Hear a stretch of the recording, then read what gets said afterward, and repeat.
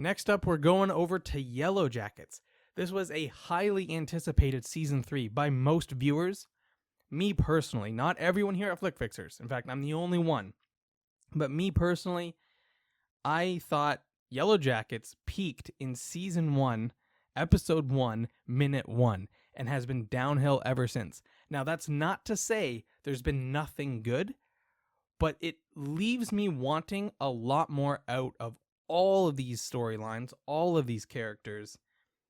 And I worry, again, this is me personally, not everyone is in agreement here. I worry that this is kind of going down the same track as Lost or as From, where they set out with an initial intriguing premise. A bunch of high school girls are lost in the wilderness after a plane crash, and there might be some scary either psychological horror elements or supernatural horror elements, and that mystery is also gonna help capture you and hook you in.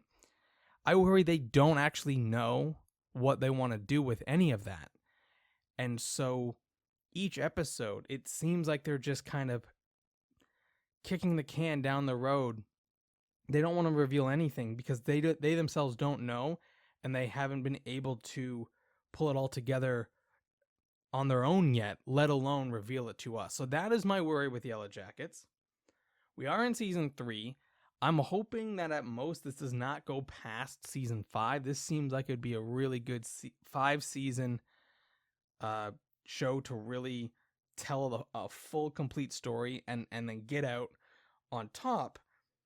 They're not at the top anymore for me, and so this show, it's kind of stagnating. It's losing a lot of its oomph, a lot of its excitement, and now we're sort of watching these characters just sort of go about their lives, and not a lot happens to them, and anything that does happen to them is sort of forced, and characters will behave in ways that are kind of random because they want them to do certain things to set up certain scenes in a certain way, and to cause conflict that otherwise wouldn't be there when they already have this mystery of what is this force that is haunting them, and whether or not it's a metaphor for trauma, for adolescence, no matter what. The fact is, they're trying to tell this compelling story, and they have set up these potential solutions is the wrong word, but potential revelations about what is actually going on and how do these girls eventually get out, because we know they do. The beauty of this show is a flash back and forth between their time in the woods, isolated and alone, and their time in modern day where we see them as adults. And so we don't even get enough of a back and forth between a continuation of events or a continuation of character traits.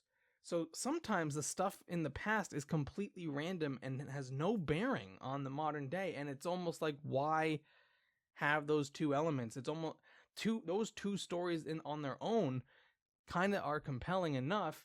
The back and forth is sometimes just wasted.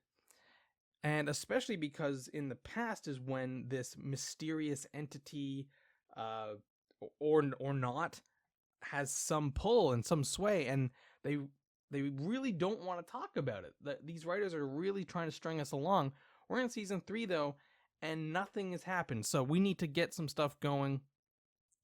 These guys really need to hit a stride towards the tail end of this season and continue it into season 4 if they get picked up. That's the other thing. So they need to really rock the boat here coming up at the end of season 3 as we keep watching.